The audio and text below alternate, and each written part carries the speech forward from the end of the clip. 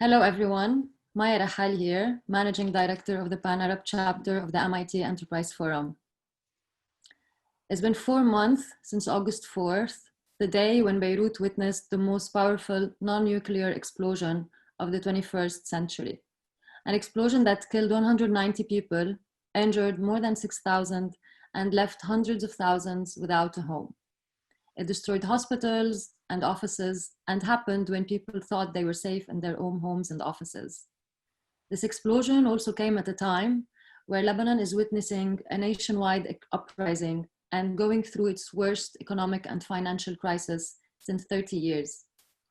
But today, we will not only talk about the downturns brought to Lebanon by this series of unfortunate events the country has been going through, but we will also shed light on some positive direct and indirect effects of events. Our discussion will be with two heroes from Lebanon, Omar Itani, CEO and founder of FabricAID, and Marianne Karam Bitar, country director of B.O.T Lebanon. It's a pleasure to have this discussion with you as Lebanese hero entrepreneurs, to listen to your stories, your achievements, and your plans during this delicate period Lebanon is going through. But before we delve into our discussion, I would like to thank the team behind the Sharjah Entrepreneurship Center, especially the CEO, Najla Al-Madfa, who wholeheartedly supported the Lebanese entrepreneurial ecosystem after the explosion by dedicating the sum of $100,000 in equity-free donations to 10 Lebanese startups under the initiative United for Beirut. Both Omar and Marianne were part of the 10 teams who received these donations, and they are also alumni of the competition organized annually by the MIT Enterprise Forum. So starting with our panelists, I will start with Marianne. If you can introduce yourself and the company you are leading, and tell us a little about the impact of the past year on the growth of your operations in terms of challenges and opportunities, because we know there have been some.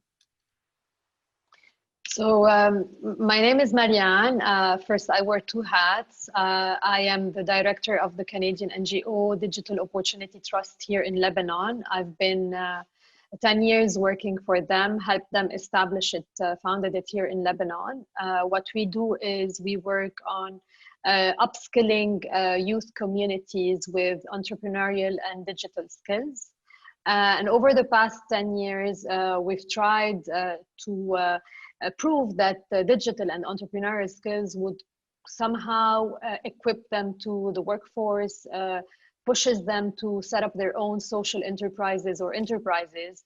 But due to the economic situation in Lebanon, it has been a challenge. So what we did with the support of UNICEF and Al-Fanar Foundation, we've established a social enterprise, the company, which is a spin-off of B.O.T, called B.O.T, Bridge Outsource Transform. It's a social startup which I founded and I manage as well. And this is the startup that applied for the Arab MIT competition. We're very grateful also for the support of the Sharjah institution for the donations that we've received as a company. And what we do is, as B.O.T, we try to create revenue opportunities for the trained freelancers that come out from the NGO.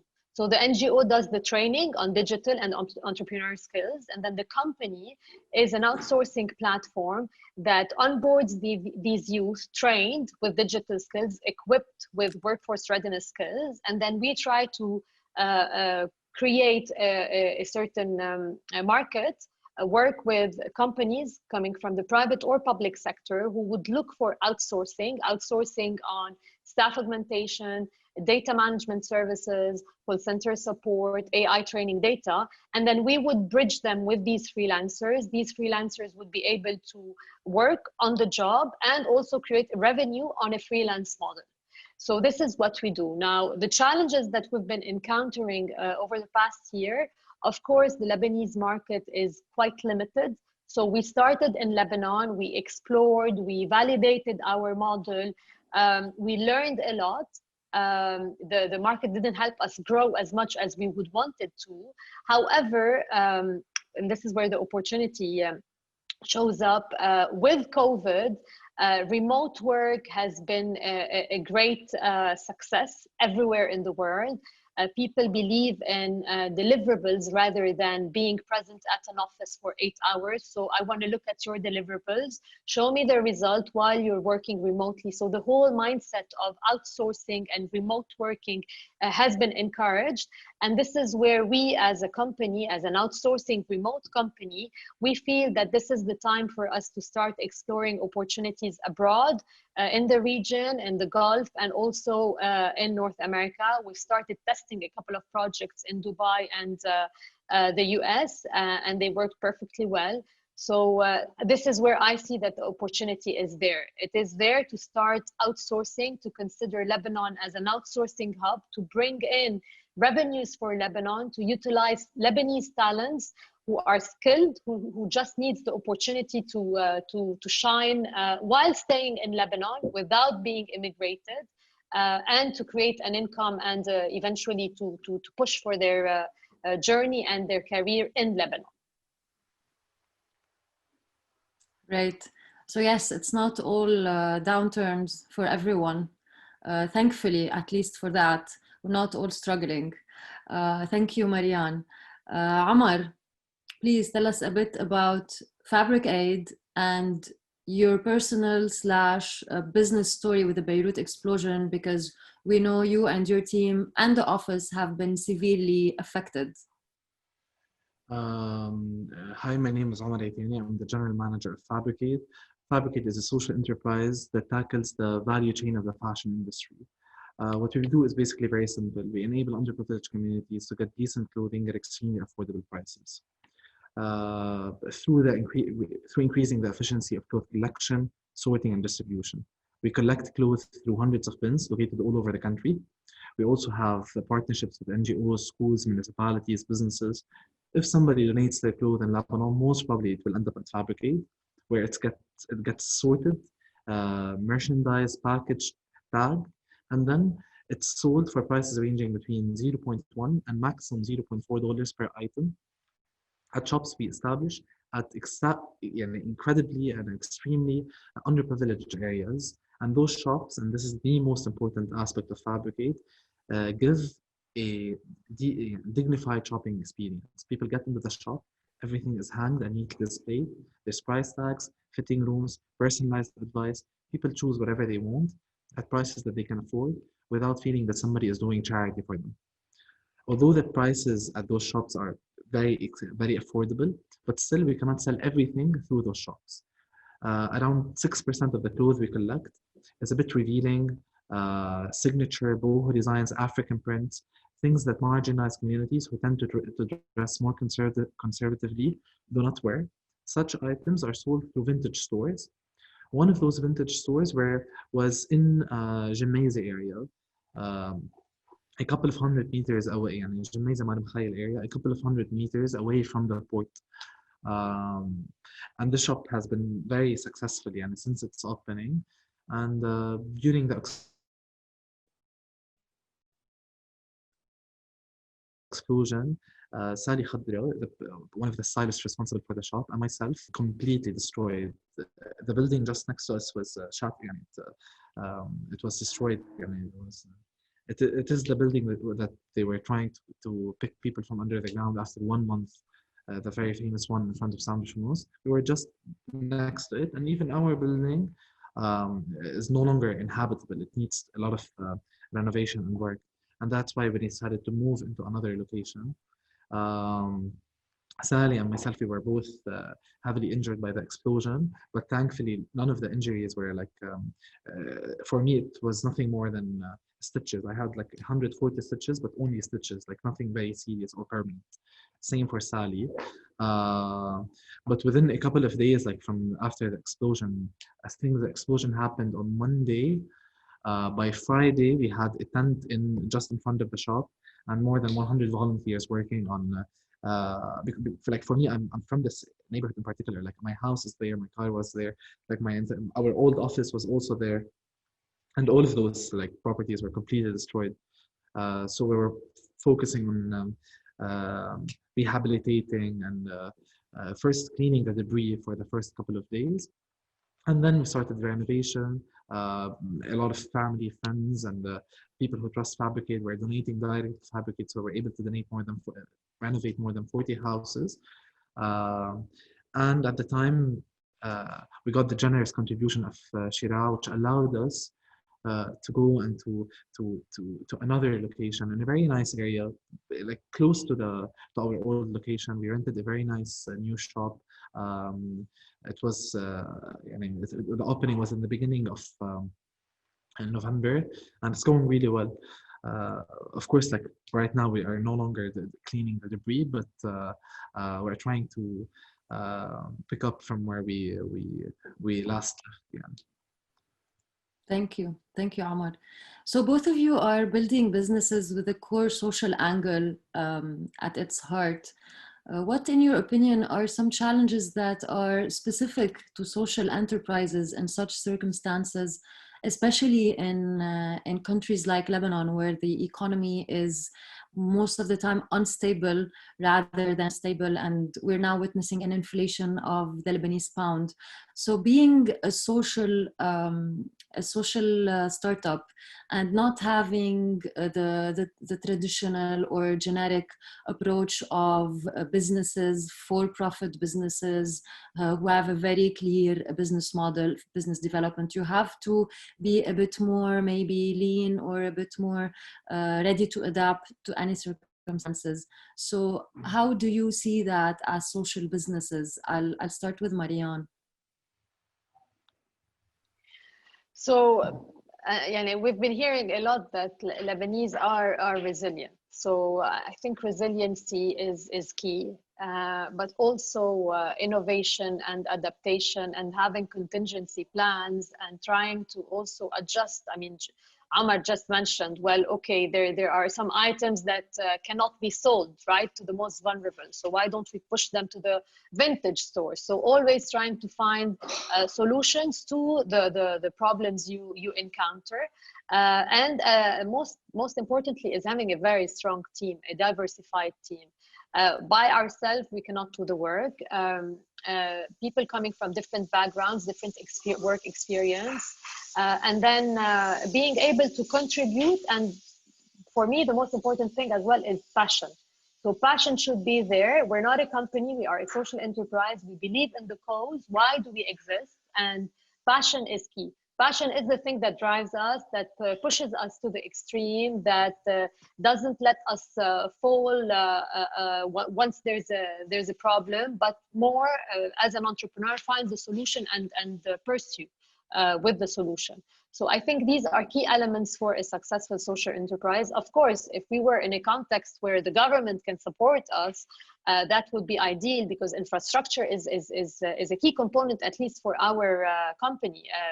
Infrastructure such as technology, setting up the company, having a good. It's a necessity. It's a necessity, but specifically for us, because we work on remote basis, we deliver projects on remote basis, and reliability of the internet and the cost. So these, of course, we would have loved to have a government that would support us with this essential element for our success, but we're coping with it. Yeah. Omar, do you have anything you want to add on this topic in specific? Of course, the situation is tough for all companies, whether they were social enterprises or like normal for-profit companies. But in particular, not having an identification for a social enterprise and being treated like a company, but yet the expectations are like an NGO. So you want to sustain yourself, but yet your expectation is to deliver impact to the highest level, and the awareness of people not understanding what a social enterprise is. A lot of people in Lebanon are familiar either with NGOs or with companies. So we lack the awareness, and those are the key additional challenges for a social enterprise. But the challenges for a business are the things that you and Marianne just mentioned. Yes. Maya, I also want to add another point, which is very important: taxation. So since we don't have yet the legal entity of a social enterprise, being registered as a company, because we are profitable. At the end of the day, you want to have investors and you want to make profit, but also have your cause, the main objective of your existence. taxation is an issue because we get to pay taxes as a company, but we are also like a non-profit who doesn't pay the income taxes because we have a cause. So taxation is one of the main challenges, especially if we're in early stage. Like we really cannot afford covering these high taxation, be it employee taxation or taxation on profit, if profit is going to show up soon. Yeah. The main point is, the main aim is to be self-sustainable. Of course, when we say profit or revenues, it's also to manage to have the company sustainable. So is there anything being worked on in terms of taxation? Is there any law that you are part of being lobbied for the government, or it's just a problem out there and no action yet have been taken to try and solve it? No, there has been an entity set up. It's called the Lebanese Social Enterprise Entity. So it's a consortium of several social enterprises that are trying to create or propose new laws for social enterprises and new legal reforms, so that eventually, very soon, inshallah, we'll be able to see a legal entity for a social enterprise as other countries, let's say in the UK or in Scandinavian countries. So yes, they are working on it now. Of course, with the this is not a priority for the government now, but this entity exists with clear requests, clear asks, and mainly a change in legal reforms for setting up a social enterprise in Lebanon. Okay, great. Hopefully it comes to a decision and a solution soon enough. So also as social enterprises, you've both harnessed the power of communities and partnerships to rebuild and continue growing despite the restraining environment and circumstances we are going through locally. Tell us a bit about the power of community and the power of partnerships, especially for social businesses. How are you gearing that, and how are you using it to drive your company forward? Let's start with Omar on this one. In addition to what you mentioned, the situation in Lebanon, there is a lack of trust. A lack of trust in governmental institutions, in religious institutions, even people who are politicized. They don't trust the parties that they support and they vote for. So there's a lack of trust for the top of the pyramid, and this was a point. Of course, it's a big issue in the country, but for us it was a huge benefit. And the reason is, those people are looking to put their trust somewhere else. Lebanon, there's more people living outside of Lebanon than people living inside of Lebanon. And even the people who live inside, they want to contribute, they want to give back, they want to make things better. But they cannot put their trust and effort in any of the organizations in which you are supposed to put your trust. So they put it in people who they think are still young and clean. And this has been incredibly beneficial for us. When Hussam and myself, we started FabricAID, we had no track record. We were very young, and until today, we were still very unexperienced in the field of business. So we needed substantial support in our financials, in our marketing, in our strategy, in the way we conduct business, and opening up to us networks, how to establish a team, how to do our organization chart, and receiving support from the Lebanese diaspora, from Lebanese individuals, from Lebanese organizations such as Al-Fanar that Marianne just mentioned, was incredibly beneficial. And without this support, I don't think we would have been able to sustain ourselves. The governmental support that we were supposed to get, I think, in FabricAID's situation, we got more than that from individuals and people who are looking to contribute back. And we were able to harness this energy. So your support system was mostly the ecosystem rather than the government or the private sector, or? We are a 100% a product of the Lebanese ecosystem, the entrepreneurial ecosystem and the social ecosystem, and definitely not the official and the government. We're very familiar with that in Lebanon. We don't rely much on governments. Marianne, how does it translate in your case? We rely on ourselves. أهم شيء, it's very important to rely on ourselves and not to always put the blame on others. I think partnerships is key. So how I see it, partnerships could be on a consultation level, on a financing level, on accessing new markets, and on mentorship and support. So, and for us, we couldn't have done it without partners. So first we could start with community partners. So we get our freelancers, access to our freelancers through partnerships with NGOs, mainly Lebanon, Injaz, and Nawaya. So they train a pool of youth, and then we are the ones who would hire them as freelancers. So we need these partnerships, otherwise the cost would be very high on us. Cost to identify the youth, cost to train these youth. So there's a win-win situation happening between this community partnership. Second comes the partnership with finance. So as I mentioned earlier, we got funding from UNICEF. They believed in the idea, they believed in us, and they funded us. And also we got funded by Al-Fanar Venture Philanthropy. So funding is essential for us to ideate, to come up with the idea, to test it, and then we are currently in the scaling phase. So we couldn't have done it without funding.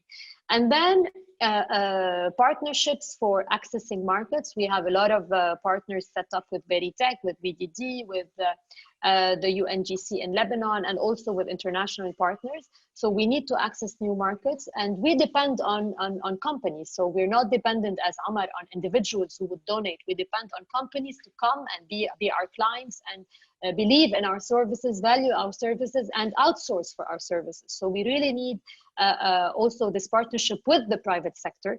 Now, what is a big lag, and I would have loved to have a partnership, is local media, because local media creates a snowball effect. However, local media doesn't support these initiatives, doesn't support entrepreneurial initiatives, doesn't support social enterprises, but shed the light on other political and religious and negativity in the country. So partnerships with the media is key, and I would love to see this because we are, as I said at the beginning, by ourselves trying to create a small impact in the community. But you need support. If the government cannot give you support, media has proven to be a great and essential. It plays an essential role in the Lebanese market. So we just need to try to find them some advantages to work with us and to partner with us. Unfortunately, I come from a media background. I worked more than 10 years in media and online media. And we have come to a period where traditional and also digital media are struggling so much themselves in terms of staying sustainable, to the point where they would publish, and I'm very sorry to say that, they would publish your story if you pay them. So the media partnerships have become paid media partnerships, unless there is some political angle interest or some donors interest. They're not covering any like really core stories that is not political or economical or, you know, like a nationwide event, unless it's paid. And yes, I agree with you, but there's a lot that can be done on social media and that can indirectly engage local media, but of course it's a long way to go for them to be interested in such projects. Yes, that's a great idea to that's a great point to raise. So Marianne spoke a bit about the B.O.T and B.O.T's expansion plans. Omar, are you looking to grow a little bit outside of Lebanon? Do you have similar plans for the near future? Yes, and in partnership with Shira and Al-Fanar. So with Shira, we are expanding into UAE. We are opening an e-commerce platform. We are just now doing the registration documents with Sharjah Entrepreneurship and Research Center, Free Zone, that we were introduced to by Al-Shira's team. And hopefully we'll finalize the registration and the expansion over there by December or January 2021. We are also expanding into Jordan, taking the entire model over there with the help of Al-Fanar.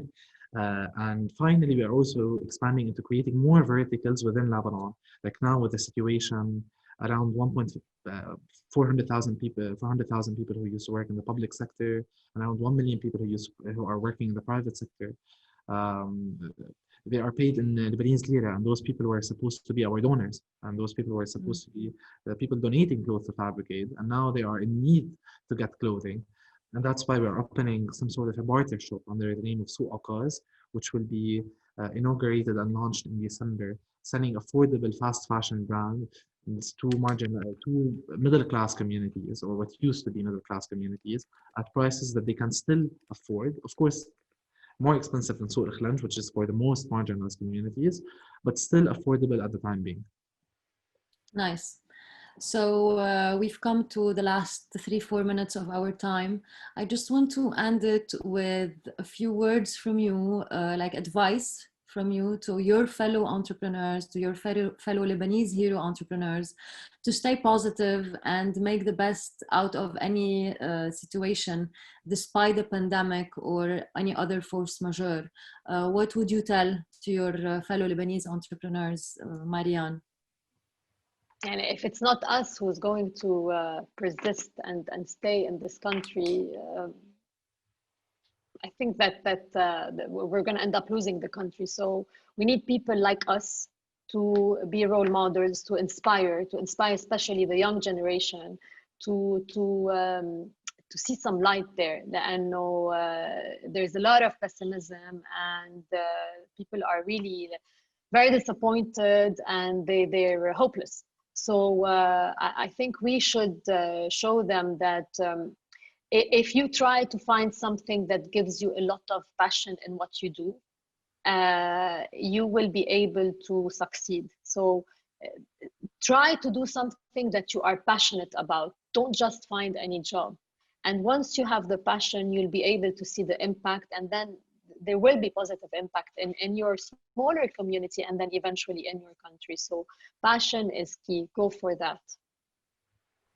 Omar, I haven't seen many entrepreneurs as passionate about what they do as you. Do you agree with that? Yes, 100%. I cannot give a lot of advice, but I can reflect on my own personal experience. You live an exciting life. You live a life where you feel that you are doing something worth it. You feel excited to wake up. You feel excited to go to work.